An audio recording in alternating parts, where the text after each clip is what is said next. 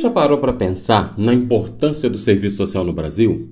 Aquela profissão que luta pelos direitos das pessoas em situação de vulnerabilidade, que está presente ali em hospitais, em escolas, em CRAs, em CREAs, enfim, em tantos outros espaços, né? Então, mas você sabia que essa profissão lá tem uma história cheia de mudanças e regulamentações ao longo do tempo? E no vídeo de hoje eu vou te contar a evolução das leis que regulamentam o serviço social no Brasil. Eu vou falar desde os primeiros passos da profissão até as normas que garantem os direitos e deveres dos profissionais da área hoje. Então, se você é estudante, se você é profissional da área, ou se você é só um curioso mesmo, tem curiosidade em saber como essa profissão ela se consolidou no Brasil, fica comigo até o final que eu vou te explicar tudo de uma forma clara, direta, para você entender como essas leis impactam o trabalho dos assistentes sociais e, claro, a vida de milhares de pessoas até hoje. Então, bora lá? Mas antes, caso você ainda não me conheça, né? Eu sou Adriano Felipe e aqui você tem um canal para te ensinar serviço social. Então não dá mole, gente. Já vai se inscrevendo, já vai ativando o sininho de notificações para você não perder nenhum conteúdo novo e, claro, se puder contribuir ali com o trabalho, né? Se tornando membro, vai ajudar demais a ter cada vez mais conteúdos como esse, tá bom? E vamos que vamos.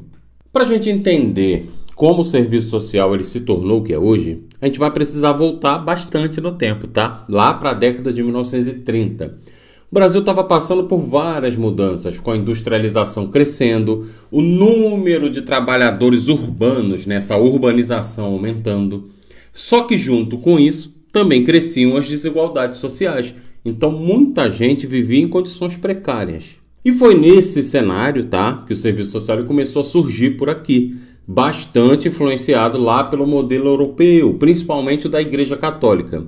Então a ideia inicial era ajudar os mais pobres, só que essa ajuda, gente, ela vinha muito no formato ali de caridade, sabe? Sem necessariamente questionar as causas dessas desigualdades.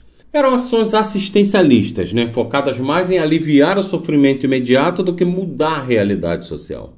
Então, as primeiras escolas de serviço social no Brasil elas foram criadas justamente dentro desse contexto, com uma visão bem ligada, bastante ligada à moral cristã, a ideia de que ajudar é um dever das elites e da igreja. Com o tempo, porém, essa visão ela foi mudando e o serviço social ele começou a se transformar numa profissão mais crítica, mais voltada para a garantia de direitos. Só que isso a gente vai ver mais para frente. Por enquanto, o importante é a gente entender que o começo do serviço social no Brasil ele foi muito marcado pela assistência e pela influência religiosa. Bom, agora que a gente viu como o serviço social começou no Brasil, bora falar da primeira grande conquista da profissão, que foi a regulamentação.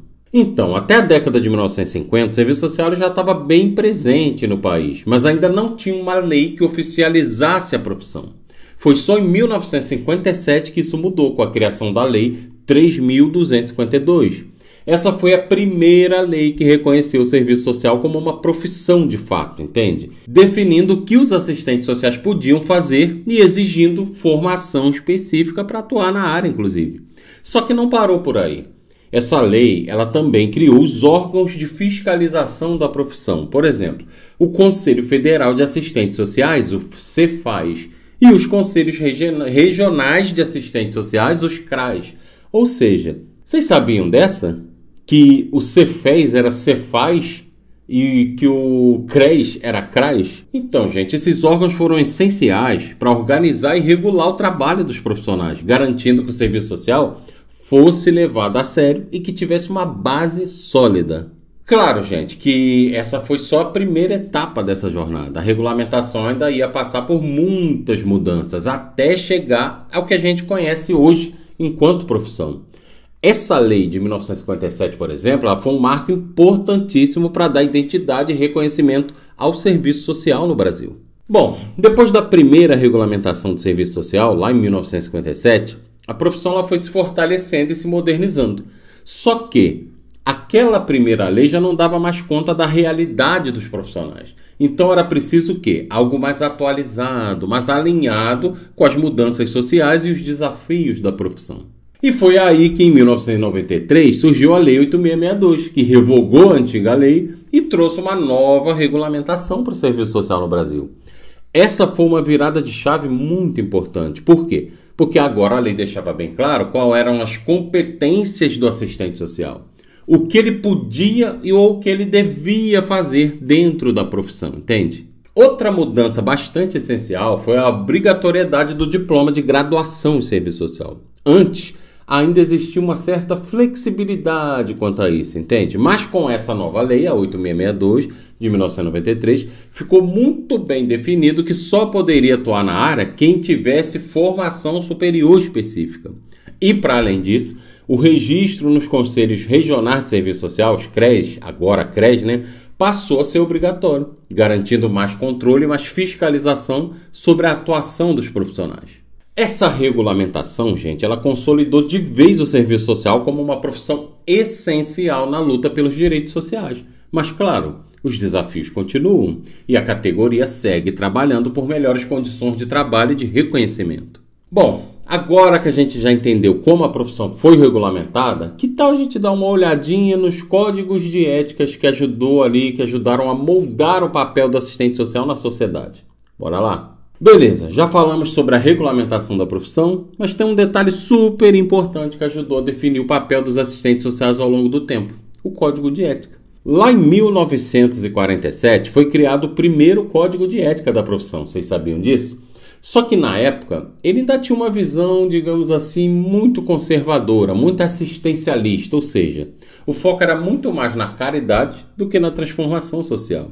A ideia era ajudar os mais pobres, mas sem questionar o que gerava essa pobreza, entende? Depois disso, rolaram algumas reformulações, como por exemplo em 1965, em 1975, mas para ser bem sincero, essas mudanças foram tão tímidas, mas tão tímidas que não mudaram quase nada. O serviço social ele já estava evoluindo, só que o código ainda não acompanhava totalmente essa transformação. A grande virada mesmo começou em 1986. Aí sim, quando o novo Código de Ética trouxe mudanças progressistas e aproximou o serviço social dos movimentos sociais. Agora, os assistentes sociais eles passavam a atuar de forma mais crítica, lutando por direitos e não apenas oferecendo assistência. Só que a principal mudança mesmo que virou a chave de vez, ela veio em 1993, com o Código de Ética atual, que é o que a gente usa até hoje, Esse documento, ele reforçou a defesa dos direitos humanos e da justiça social, proibindo ali qualquer tipo de prática discriminatória, por exemplo, e deixando claro que o assistente social ele deve ter um posicionamento crítico diante das desigualdades sociais. Ou seja, nada de neutralidade, acabou. A profissão passou a ser reconhecida como uma ferramenta de luta por uma sociedade mais justa. Esse código, gente, ele foi um marco que ajudou a consolidar a identidade dos assistentes sociais como profissionais que atuam na defesa dos direitos da população. Só que essa luta não parou por aí. Agora, bora falar, por exemplo, do impacto do serviço social nas políticas públicas? Se tem um momento que realmente ajudou a virar esse jogo a favor do serviço social no Brasil, foi a Constituição de 88. Depois de anos de ditadura militar, 21 anos para ser mais exato, o país ele finalmente entrou numa nova fase, com um foco maior na garantia de direitos sociais. E é claro que nessa o serviço social teve um papel essencial.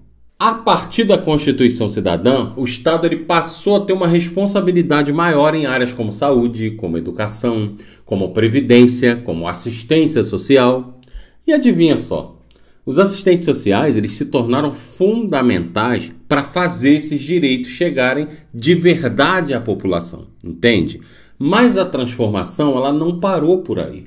Em 1993 também veio a LOAS, a Lei Orgânica da Assistência Social, que foi um passo gigantesco para estruturar a assistência social no Brasil. Essa lei, o que ela fez? Ela ajudou a tirar a assistência da lógica da caridade e garantiu que ela fosse ali tratada como um direito. E para organizar melhor tudo isso, em 2005 surgiu o Sistema Único de Assistência Social, o SUAS, que funciona de forma parecida com o SUS. Só que voltado para a assistência social. Foi aí que o trabalho dos assistentes sociais ganhou ainda mais espaço, atuando em espaços como CRAS, CREAs, hospitais, escolas, abrigos e muitos outros serviços essenciais. Ou seja, depois da Constituição de 88 e dessas mudanças nas políticas públicas, o serviço social se consolidou de vez como uma profissão essencial para viabilizar direitos e para reduzir desigualdades no Brasil. Mas claro, os desafios eles continuaram e é sobre isso que a gente vai falar agora. Então beleza, vamos lá. A gente viu que o serviço social conquistou muita coisa ao longo dos anos, né? Mas e agora? Como está a profissão hoje em dia? Bom, a realidade dos assistentes sociais ainda é cheia de desafios e alguns deles são muito preocupantes, para ser sincero. Nos últimos anos, para vocês terem uma ideia, as reformas trabalhistas e previdenciárias elas trouxeram impactos diretos para o serviço social. Com a flexibilização das leis trabalhistas e as mudanças na aposentadoria, por exemplo, aumentaram as dificuldades para viabilizar direitos básicos, tanto para os profissionais, quanto para as pessoas atendidas por eles, os usuários. E além disso, existem alguns projetos de lei que tentam modificar a regulamentação da profissão, por exemplo. Muitas vezes trazendo propostas que podem enfraquecer o papel do assistente social. Então a categoria ela precisa estar sempre muito atenta para não perder as conquistas que levaram décadas para alcançar. Outro ponto importante são as novas demandas sociais e tecnológicas. O mundo mudou. E o assistente social, ele precisa acompanhar essas mudanças.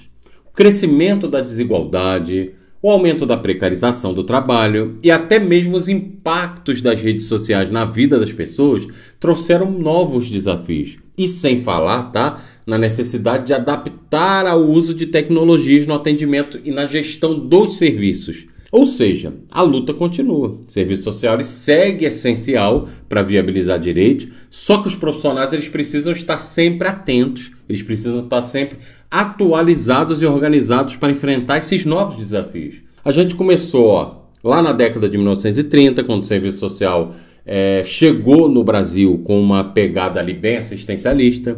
Depois a gente falou lá da Lei 3.252 de 1957, que foi a primeira a regulamentar a profissão no Brasil. Falamos da Lei 8.662 de 1993, que consolidou de vez o serviço social como uma profissão essencial na defesa dos direitos da população.